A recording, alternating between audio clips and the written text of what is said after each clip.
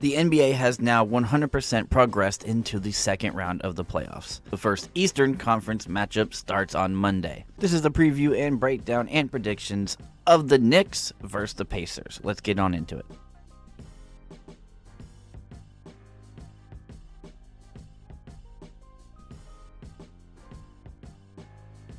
So I start off with congratulations to both the Pacers and to the Knicks. For the series, the Knicks open up as a minus 245 to win it, and you can get the Pacers for a plus 200 to win the series.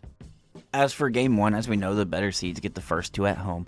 The Knicks are favored by 6.5, with the over-under sitting at 217.5.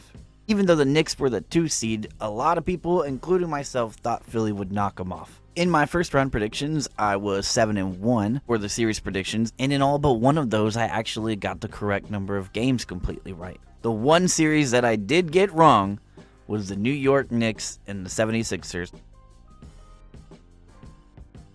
The Pacers 1-6 and the Knicks also 1-6. As you know, Pacers beat the Bucks and the Knicks beat the Sixers. I love a good point guard battle in these playoffs, and we've got a real special treat in Jalen Brunson and TYRESE HALIBURTON going at it. Both of them are pretty different in how they play the point guard position. Jalen's going to have the ball in his hands a little bit more. He loves the mid-range game, and HALIBURTON loves to pass. He does a great job of it.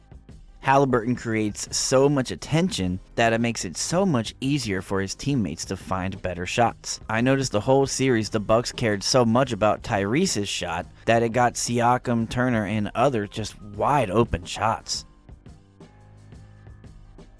And Brunson was just a relentless menace at attacking the rim. He even challenged Embiid a few times. Paul Reed as well. It really didn't matter. He was going to get to his spots. He was nothing short of spectacular, and I expect that to continue. I advise Turner not to go for the head fakes.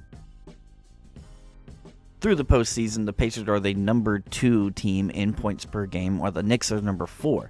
Pacers get 113 and the Knicks get 108.3. The Pacers, however, have shot the ball better from the field at a good 3+%.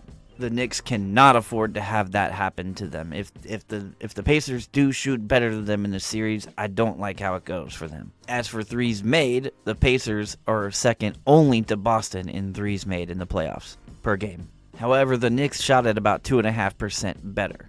So maybe with the Knicks knowing this, they'll take a few more threes. They use their team name, the Pacers, to a literal sense, and they're very good at erasing a 15-20 point deficit like that. I mean, a lot of teams in the NBA are these days. OKC is one that had the most comebacks of 15 or more, I do believe, in the season. So the other teams can do this too. The Knicks can do this too. But the Pacers are especially known for their high-octane offense, and it's easy to see. Also, the Pacers held teams to a worse shooting percentage from 3 than the Knicks did, and you would assume the opposite going into this. Knicks are more known for their defense, and we'll see how it goes for them. Nobody blocked more shots as a team, though, than the Knicks. They're number 1, and the Pacers got about 2.5 blocks less. Now, I expect Turner to block more shots in this series, though, so we'll see if that evens out. Josh Hart was amazing. Hartenstein was really good. And DiVincenzo's going to hit his shots. He's going to create steals as well. One thing that you would like to see if you were a Pacers guy is HALIBURTON to take more initiative to score more on the road.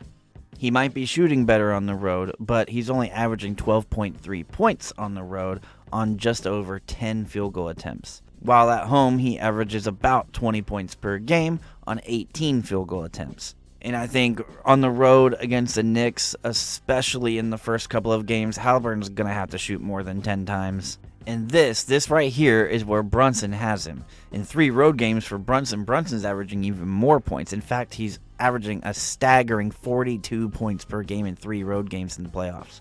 He's also shot better on the road, too. Just off that first round series against the Sixers, you would just assume that. This is where it differs. HALIBURTON has to be able to match this in some way. I'm not saying that HALIBURTON has to shoot as many times as Brunson. No, actually, I don't think he needs to do that, but he does need to shoot more. HALIBURTON is a guy that gets players involved more than Brunson does, even though Brunson's a good passer too. Halliburton being more athletic is going to get on the run more than Brunson will. And I also think that's where they will beat the Knicks at, is in transition. I don't expect Siakam to get as wide open shots as he did against Milwaukee. I expect the Knicks to really clamp down on that more. At the same time, I would expect, or I hope, that the Pacers give a lot more attention to Josh Hart than the Sixers were able to. Josh Hart averaged a little over 20 points per game at home, but he gets offensive rebounds anywhere, and on the road he got almost 5 per game. That is a crazy high number for anyone, but especially if you're a guard/forward.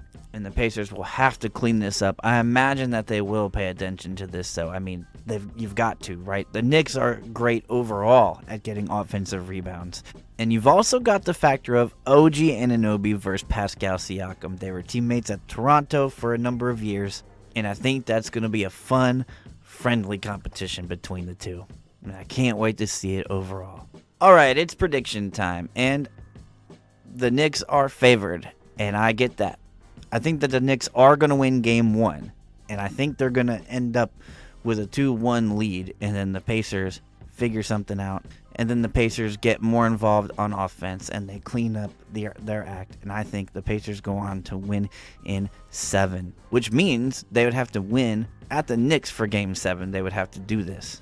This one is definitely my most bold prediction of the second round. I would say most people are going to pick the Knicks, and rightfully so. They're the only 50-plus win team in the East besides the Celtics, so they deserve a lot of the recognition and respect that they're getting. And then on the other side, you've got the Pacers, who have been the most electrifying offense besides Boston in the East. So them getting to the in-season tournament championship doesn't mean nothing. They were able to do that for a reason, for a purpose, and they can get hot.